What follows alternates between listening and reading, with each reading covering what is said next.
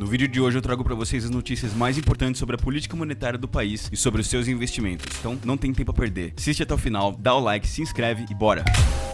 Fala pessoal, sejam muito bem-vindos a mais um vídeo aqui do Coin Talk Brasil. Eu me chamo Nicolas, então bora lá. O Ibovespa ele abriu em alta e opera por volta dos 158.000,3 pontos, impulsionado por expectativas relacionadas à política monetária global e doméstica e por elevação do preço de commodities, o que beneficia ações de mineração e siderúrgicas. A alta é motivada também pela esperança de corte de juros nos Estados Unidos e pela obtenção de dados de inflação recentes no Brasil, o que reforça o apelo por ativos de risco aqui dentro. Entre os destaques positivos no pregão estão os papéis de mineração e siderúrgicas como Vale 3, CSNA 3, USIM 5 e GGBR 4, puxados pela recuperação do minério de ferro no exterior. Já o IPCA registrou alta de 0,18% em novembro, conforme os dados divulgados pelo IBGE. Com isso, a inflação acumulada em 12 meses ficou em 4,46%, recuando para dentro da faixa alvo do Banco Central do Brasil. A meta é 3% com tolerância de 1,5 pontos para cima ou para baixo. Em termos de grupos de despesas, os maiores impactos vieram das despesas pessoais, habitação, seguidos por vestuários, transportes e educação. Esse resultado ele traz certo alívio no curto prazo e reforça expectativas de uma eventual queda na taxa básica de juros, a Selic, em 2026, embora o Banco Central ainda deva monitorar os próximos dados antes de decidir. O Fed está pronto para cortar juros em 0,25 pontos percentual na reunião dessa semana. Isso leva a taxa básica americana para a faixa de 3,50% para 3,75%. Apesar da expectativa de corte, internamente há uma divisão significativa entre os membros. Alguns defendem flexibilização, enquanto outros preferem manter os juros estáveis. Isso faz com que o mercado aposte que o Fed possa usar a decisão para sinalizar uma pausa no ciclo de cortes. Ou seja, os juros caem agora, mas talvez não volte a cair tão cedo. Para quem acompanha o mercado global, ativos como bolsa, commodities ou cripto, esse movimento e esse tom pode trazer efeitos imediatos, já que a liquidez global e o risco de juros longos ficam no radar.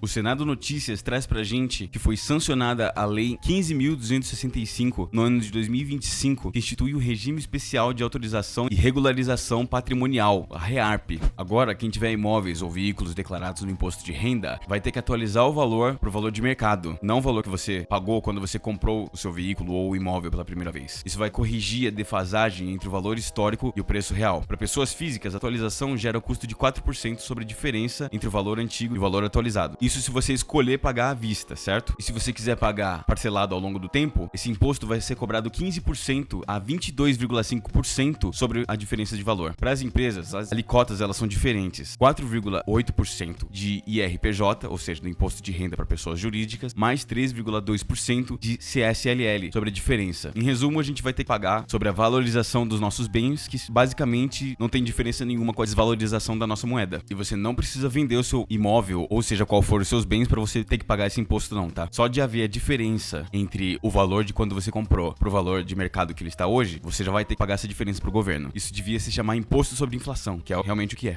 A Raizen avaliou que com suas ações cotadas abaixo de R$1, existe a necessidade de adotar medidas para readequar o valor ou estruturar o suporte ao ativo. Isso pode envolver reorganização de capital ou comunicação com acionistas para evitar prejuízos de confiança. A cotação baixa pressiona a liquidez e a reputação da empresa no mercado de capitais, o que motiva essa reavaliação interna. A decisão deve ser anunciada em breve e o mercado acompanha com atenção. Já a Ambev aprovou a distribuição adicional de cerca de 7,3 bilhões em dividendos, o que dá 46 centavos por ação, além de 4,2 bilhões em JCP, juros sobre capital próprio. Somando todos os dividendos trimestrais já pagos e o programa de recompra iniciado em outubro de 2,5 bilhões, o retorno total previsto ao acionista para 2025 deve chegar a aproximadamente 20 bilhões, com um payout estimado entre 130% e 144% do lucro líquido ajustado, e yield total de 9%. Apesar do valor elevado do pagamento, o mercado reagiu com cautela. A entrega de apenas 5,4% de dividendos adicionais ficou abaixo da expectativa mais otimista de muitos investidores. Isso fez com que a ação da Ambev caísse em cerca de 3% após o anúncio. Em resumo, houve um retorno considerável ao acionista, mas a percepção dos investidores foi que a distribuição poderia ter sido mais agressiva, e a reação negativa sugere que muitos esperavam algo além do payout anunciado. Já o Bitcoin, nesse domingo ele chegou à faixa dos 94 mil, mas ele já caiu para a faixa dos 92 mil e está seguindo nesse movimento de lateralização. cotação, realmente esperando algum impulso maior até decidir a direção do mercado. Já esse gráfico aqui, ele mostra pra gente a divergência importante entre o preço do Bitcoin e o Open Interest. Enquanto o preço ele tentou alavancar, o Open Interest ele continua caindo, indicando que a alta recente não está sendo sustentada por novas posições do mercado de derivativos, o que hoje são a principal força estrutural do mercado. Isso sugere que o movimento pode ter dificuldade para continuar caso as expectativas sobre o corte de juros enfraqueçam nos próximos dias, especialmente antes da reunião do FOMC. Além disso, o volume de spot ele segue em níveis historicamente baixos, reforçando que a demanda direta por Bitcoin permanece limitada. No conjunto, esses dois sinais eles apontam pra gente que o mercado ele tá mais dependente de alavancagens e, portanto, mais vulnerável a correções caso o cenário macro não evolua como esperado. O Bitcoin ele tá consolidando dentro de uma faixa frágil e os principais indicadores on-chain mostram que o mercado ele tá sob pressão. As perdas realizadas aumentaram de forma significativa, principalmente entre os investidores de curto prazo, enquanto os investidores de longo prazo também passaram a realizar lucro ou reduzir exposição. Ao mesmo tempo, a demanda permanece fraca. O preço ele tá abaixo das métricas de custo importantes como o Realized Price. Os ETFs eles continuam registrando fluxos líquidos negativos, o que reduz o suporte institucional ao preço. E no mercado de derivativos, o Open Interest ele tá caindo ao mesmo tempo que o preço tenta se manter, criando uma divergência que sugere menor convicção entre traders. Já o volume de spot segue muito baixo, indicando que há pouca demanda orgânica. Por fim, o mercado de opções está precificando aumento de volatilidade no curto prazo, principalmente em função das expectativas pelo FOMC. No geral, o Bitcoin ele permanece estável, mas com sinais de estresse crescente. A decisão do Federal Reserve deve definir os próximos movimentos de mercado. Então é isso, pessoal. Espero que vocês tenham gostado. Muito obrigado se você assistiu até aqui. Não esquece de deixar o seu like, se inscreve para não perder mais conteúdos como esse e te vejo amanhã.